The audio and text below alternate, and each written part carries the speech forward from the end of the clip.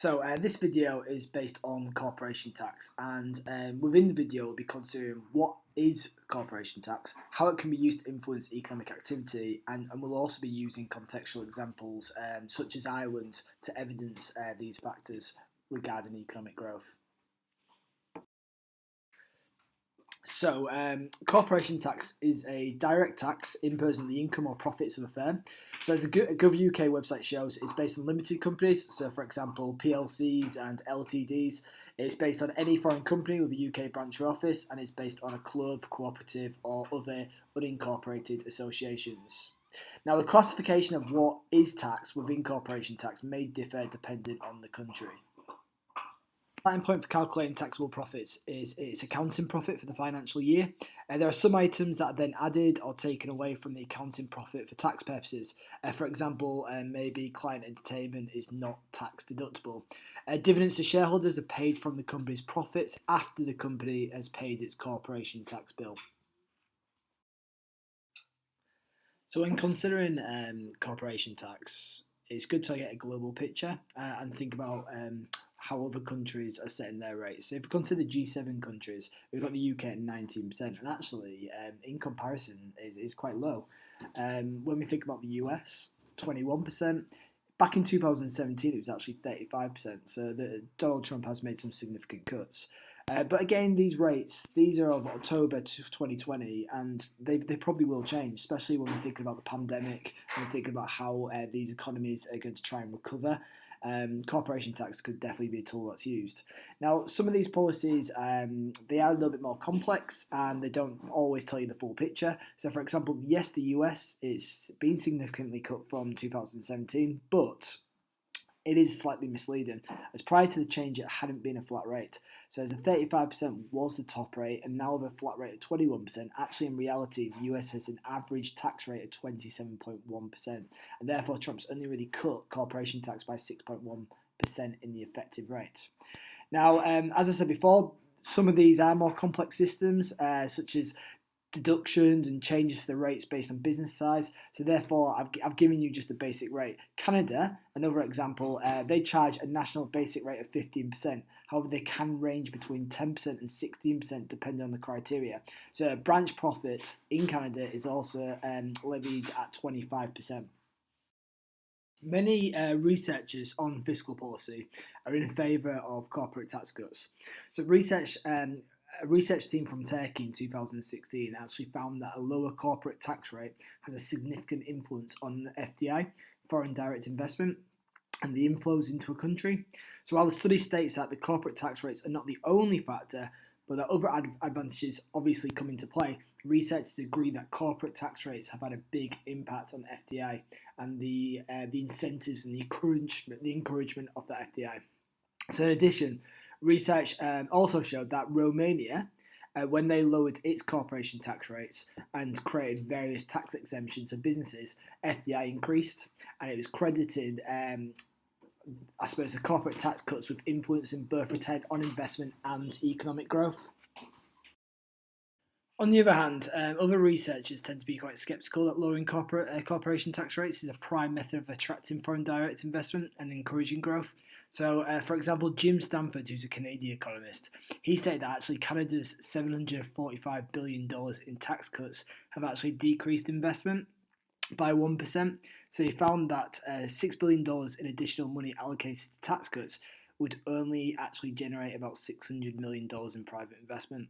And also, there's research that's been conducted and which actually found that foreign direct investment inflows go to usually more developed economies with a higher corporation tax rate. And the reason for that is because competition between governments for FDI was not over tax cut rates, but actually over which countries had the better fiscal policy. So in fact, these researchers claim that a government that uses a high corporation tax rate to fund public goods, which then therefore improves the business environment, is actually more likely to attract FDI. Also, those countries with a more established history of business and enterprise also attracted FDI because they were generally accepted as strong economies in the first place. So I'm paying special attention to FDI as it is a driving force for growth in the economy, and it's often a reason why governments cut corporation tax. But clearly there is other reasons, encouraging enterprise, further domestic investment also. However, there's definitely an argument relating back to FDI that a developed economy with the infrastructure, the labour, the market size could actually be more of a driving force compared to corporation tax cuts. However, one country where it has worked and it has really proved beneficial is Ireland. So it was only in 1995 that Ireland had corporation tax rates of 40%, and then it saw a continuous tax cut until 2003, when it was actually reduced to 12.5%.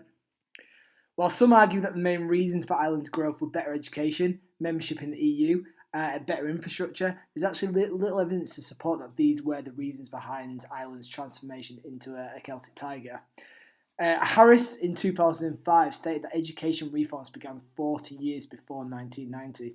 So therefore it seems unlikely that these reforms had taken place decades before would suddenly just kick in and I suppose set the economy into high gear for growth. Ireland joined the EEC in 1973, which again didn't really help its struggling economy. And the EU seems to have made, I suppose, a little more impact, but not much. So the aid from the EU has probably not done as much as, for example, the corporation tax rates to incentivise and encourage FDI. So clearly, I mean, there's those who judge the corporation tax rate cuts as the major driving force, but then there's others who actually don't believe that to be the case and actually believe it helped, but it wasn't the major reason. So Benjamin Powell in 2003, he didn't give the tax cuts a lot of credit. In fact, he just said it was the final missing piece. And in Harris in 2005, in a scientific publishing in Issues in Science and Technology, he actually credits much of Ireland's growth to education, the membership of the EU, and an emphasis on attracting investment. And that could have been to do the corporation tax cuts, but it was only the last of his solutions as to what helped Ireland. So, I mean, the change in corporation tax created a massive incentive to multinational firms to invest in Ireland. Major tech firms have been using Ireland as their platform for the rest of Europe, and with these firms, obviously come jobs, come training, come opportunities, and long-term growth. So, as we can see in the diagram, the initial investment to Ireland would work to boost aggregate demand. But with how that investment is spent, for example, on capital stock or improving the labour force and enhancing the enterprise, we will witness a shift in long-run aggregate supply. And as we can see in the graph, the trend rate of Ireland has clearly shown growth from 2012 onwards. Now, is that alone due to the corporation tax, or is it other factors? I mean, that's difficult to actually judge. But I am going to show you just a quick video about how this tax cut did help bring in these firms. Turmoil and the economic downturn all hit the Irish capital hard. 5 years after the crisis, Dublin is now on the mend as tech and social media companies flock to the city. Jim Bolden took a tour to find out more. This is his first in a series of reports on Ireland beyond the bailout. Barry? Thank you. You don't have to travel far in a taxi to see that Dublin is on the move once again. 2013 for us is going to be probably our best year in the last 10 years. It's always nice here down by the river. Barry O'Dowd is one of the people tasked with bringing young, fast-growing companies into Dublin's Docklands area. Word is out in the market that the talent is available here. When you go down to this Silicon Docks areas, the average age here is 25, 26. Typically in these projects, they have a very, very high content level of graduate employees. So this is new Facebook headquarters that's going to be. It will be ready for occupation in early 2014. So at the moment, Facebook are located just 2 blocks from here. They have about 400 people there at the moment. Right. They've announced an expansion that will bring them to 500 people. They've announced this building that they're moving into, which has got the capacity to bring it up to 1,000 people. Okay. Well, let's see a bit more of this area from above, shall we? Sure. You're seeing here with Google behind us, they've over 2,000 people now there. They're operating in about 48 different languages. They're the European, Middle East and Africa headquarters. So you go over there and you go on one floor and you'll find people handling the Nordics, another floor will be handling Southern European or whatever. And so it's tech support, it's sales jobs. They're predominantly graduates that are employed there. Then there are the companies you likely have not heard of yet. Engine Yard is one of them. This is Eamon Leonard. Hi, Eamon. Nice to meet you. With just a handful of employees, this firm from San Francisco has teamed up with a local firm to offer services for the cloud into Europe, and did all of that during the economic crisis. We just had our heads down getting on with it, really. You know, it's a very Irish way of getting on with things. You can sit there and watch the world burn and you can try to do something about it. Like a good startup, Engine Yard has a ping pong table and takes up a fraction of a loft space in a Victorian warehouse. Ironically, it once housed an architecture firm that was reshaping the area during the boom, before the real estate bust. That bust made in-town spaces like this much more affordable. All the third-party peripheral stuff is related to that, so service providers, office space, you know, it suddenly becomes available, it becomes cheaper, things become more affordable. But many of these tiny firms down here aren't about to create thousands of new jobs overnight. So it's Dublin's task to attract hundreds of these small firms, just to replace the jobs lost in the economic crisis. Now, within sight of the city's famous Halfpenny Bridge, property prices are shooting up in some parts of Dublin, blamed on, of all things, a housing shortage. As more graduates move in, some from abroad who once emigrated. This kind of growth is different this time, says Barry O'Dowd. The cost base of our hotels, transport costs are holding their own. Our wage costs have been brought down significantly. During the boom time, Dublin had a nickname, the City of Cranes.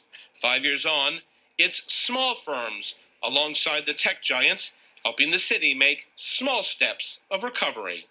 Jim Bolden, CNN. So Ireland allowing profit-sensitive multinationals to see that there was an opportunity for gain in their country obviously brought in a lot of these firms. And studies in 2016 suggest that Ireland's economy was largely boosted by its low corporate tax rates. They found that an increase in the Irish corporate tax rate by just 1% would reduce the probability of FDI investment from fellow EU members by 0.4%, but more significantly from non-EU countries such as the US by a staggering 4.6%. Now, a Financial Times article exploring Ireland's use of corporation tax to promote FDI does state that with an English-speaking workforce within Europe and with low corporation tax rates, it was seen as a perfect destination for many US firms. So when the article was written, there were more than 1,000 multinationals operating, employing more than 150,000 people, which clearly helped Ireland to recover from the Great Recession. However, there are question marks about the ethics of such tax incentives, so many criticise the use of Ireland for their role to play in reducing tax revenue in other European countries. So I'm just going to show a quick video now just to kind of show how Ireland is being used as that, I suppose, that platform for the rest of Europe, but how it's allowing them not to pay the right amount of maybe tax or corporation tax in those European countries. Businesses pay tax to is a complicated matter. These companies have tentacles spreading all over the world, but many of them have chosen to have their headquarters in Ireland because the corporation tax there is much lower than lots of other countries. The tax you pay on profits in the Republic of Ireland is 12.5%. That compares to 20% in the UK. These companies turn over billions and billions, especially over a few years. So 7.5% times a big number is a large amount of tax. So that's why companies we've heard of like Google, Amazon, Starbucks have really planned this into their structures to take advantage. So how have they been allowed to do this? Well, let me explain with an example. Let's say I have my own biscuit company and I have a turnover in the UK of £15 million a year. In other words, I've sold £15 million worth of biscuits to people in this country. The fact I've sold my biscuits over the internet means I can choose where my home country is. So I've opted for Ireland. That means I don't pay any corporation tax in the UK. I then decide to open a shop selling the biscuits in the UK. As part of the deal, my company in Ireland charges my UK shop for using the name Steph's Biscuits. So much so, I haven't made much of a profit in the UK because it's all been spent on the licence. But of course, that licence money is going to my Ireland headquarters, so I'm making big profits there and pay the Irish corporation tax of 12.5%. The tax I pay in the UK is zero, and it's all perfectly legal. After all, Ireland's in the EU and companies can choose where to put their business. What matters is whether I've got a real business there. And if I have, well, that's fine. What the Treasury's really worried about is when the money doesn't stay in Ireland but is moved again to somewhere sunny like the Bahamas, where the rate of tax there is zero. That's changing. Under this new regime, companies will have to pay a 25% levy on any profits that HMRC thinks has been artificially diverted from the UK. But will it work? The UK have been leading a project with international tax led by the OECD for the last 2 years, and this project is due to finish at the end of this year. Well, the UK have gone out on its own to bring in the diverted profits tax before this wider project has finished. And I think that that's just the wrong approach. International tax problem needs an international solution. The Treasury hopes to net over £3 billion through this and other tax crackdowns. But given the UK economy is driven by huge multinational companies, there's some concern that being tougher on tax in the UK may do more harm than good. Steph McGovern, BBC News. So in terms of multinationals, you can definitely see how multinationals can take advantage of not only Ireland's rate of corporation tax, but also the fact that they're an EU member. And that has created a lot of debate, especially within the UK. Now, clearly the UK is going down the Brexit route, so it might cause changes. But we can think about other EU members where they've got a higher corporation tax rate than Ireland, and they see the same problems. Now, the sensitivity to corporate tax rate changes in Ireland is actually the highest in the EU. So Anderson in 2016, who credited Ireland's economic growth to its tax policy, did actually suggest that the US and other countries should actually follow the same growth by cutting taxes, and stating that Ireland's policy towards corporate taxation are the reason it was at that point the only Western country that is actually growing. And that could be the reason why we see the likes of Donald Trump, who's cut corporation tax in 2017. So all these studies do seem to suggest that Ireland's greatest strength is its tax policy. It might also be the country's greatest weakness. So, as I mentioned before, in terms of how sensitive they are to a corporate tax rate, at the moment it's low. But if they were to increase it, then obviously the effects of that could be quite significant. But not only that, we have to consider other countries' tax policy as well. Because what research has suggested that if the UK pre-Brexit was to have decreased its corporation tax rate by just 1%, then Ireland's advantage would have decreased by 0.3%.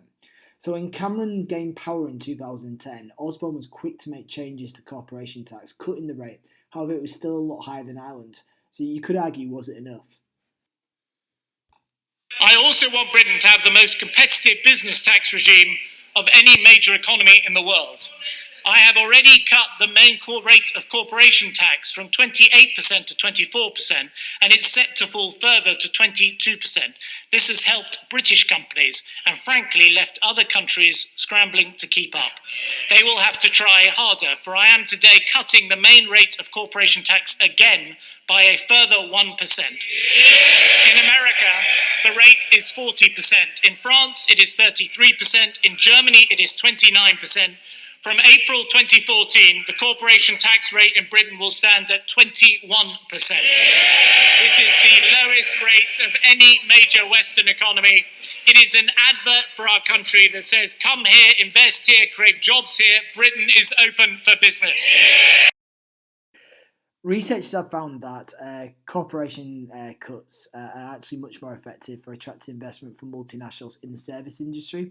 So if we consider the UK and their cutting of corporation tax, they might actually find an influx in FDI due to that, I suppose, specialty within the tertiary sector and so on.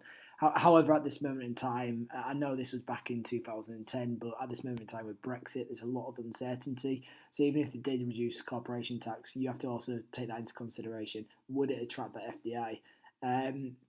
Now, again, countries from outside the EU tends to be much more influenced by tax cuts. So while EU-based companies tend to choose to invest in countries with a larger market size and other local advantages, such as strong infrastructure and network links, hence why, again, they might look for more advanced and developed economies.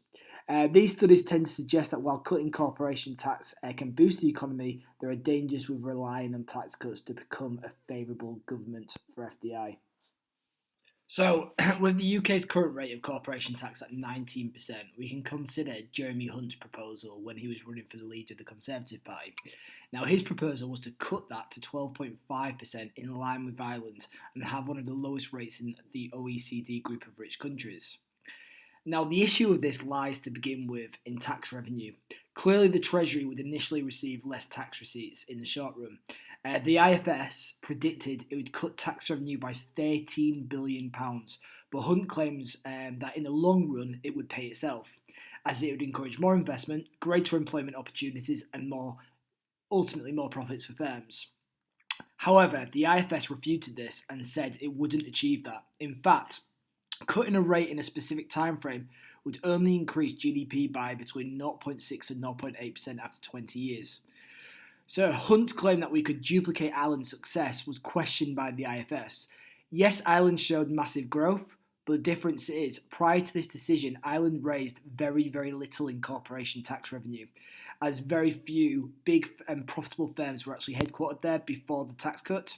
So unlike the UK, which obviously has a lot of firms and a lot of multinationals already headquartered in the UK, for Ireland, there's little to lose and much to gain.